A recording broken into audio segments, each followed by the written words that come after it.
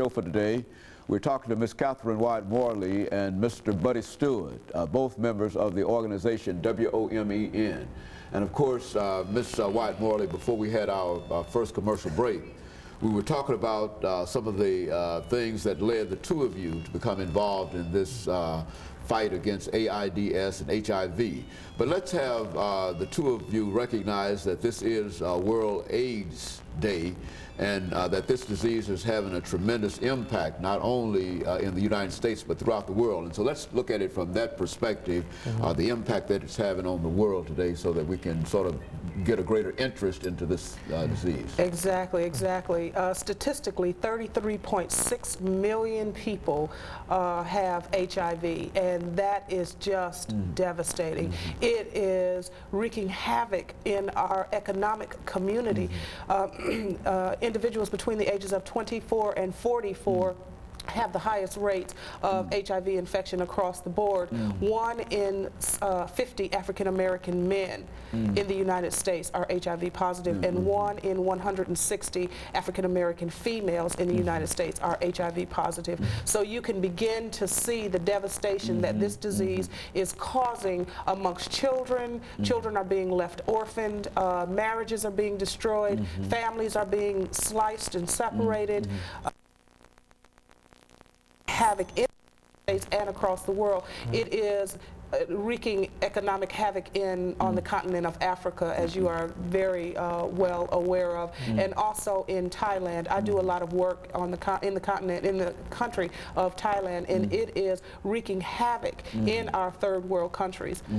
Really, a lot. It is really. Well, now, Mr. Stewart, what do we see as some of the best methods as an outreach person, some of the best methods of at least controlling this disease until we can get a better handle on it? How would you see that as an outreach person? As an outreach person, I look at it like this. Education is the most important thing. One thing I will always express whenever I go out, this disease does not discriminate. And the most important thing that we need to do is go into our community, go into the schools, go into the churches, go into the homes, and just educate, you know, and just keep the people aware of what's going on. Practice what you preach. Like I was telling you earlier in the show, I've been in many homes before, and I have been thrown out, but I keep going back. And I'm like, after a while, you know, they're going to have to accept me sooner or later. I'm accepted. And so I feel good about that. But, you know, we continue on. We continue on striving because there's more people here in Davidson County who still in denial. They still don't want to know about HIV and AIDS. You know, I just came back from Washington, D.C. You know, I work with Howard University, and they was talking about a cultural about HIV, and they was talking about the Hispanics, they was talking about the blacks, and it was real fun because, you know, when you come to the South, it's a different ball game, and that's one thing that they never thought of, because, you know, anywhere you go, no one really don't want to really come forward and admit, well, I'm HIV, or my friend, or I have been exposed.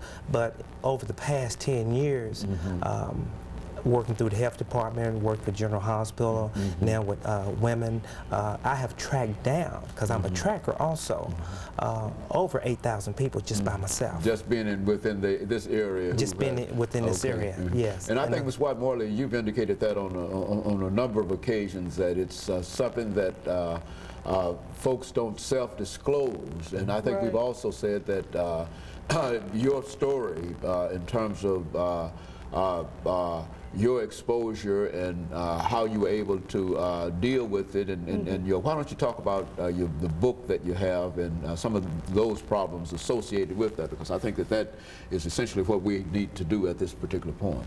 The title of the book, AIDS Memoir, Journal of an HIV Positive Mother, is a journal that began in 1994, shortly after my diagnosis, and it takes the reader through the life of a person from the very onset of diagnosis through 1996. I had to stop at one point or the other.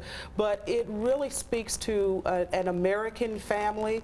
It talks about the catastrophic devastation that this disease, that this diagnosis can create in a family. It talks about alcoholism. My husband, I was married and got this disease, acquired this disease in marriage, and it talks about the alcoholism that existed in marriage. It is truly a journal about a family living with this disease and trying to cope with this disease, and I really encourage individuals to get it. They can call our office and get it. It is on Amazon.com. It is in all of the major bookstores. It is a very, very important tool, I think, that we use in our organization with our outreach materials. It really depicts life inside the skin of a person living with a disease and life inside of the skin of a family trying to cope with devastation of this disease. And this is the kind of information that we rarely get in reference to this disease. It seems that more than anything, people want to deny any kind of contact with the disease, and folks that do have that contact generally end up in some kind of situation where they're generally discriminated against, and so both of you simply believe that we need to do more in terms of education. Much more. There's no doubt about that. Absolutely, absolutely. There's a lot of work to be done. There's a lot of people that need to be brought out of denial.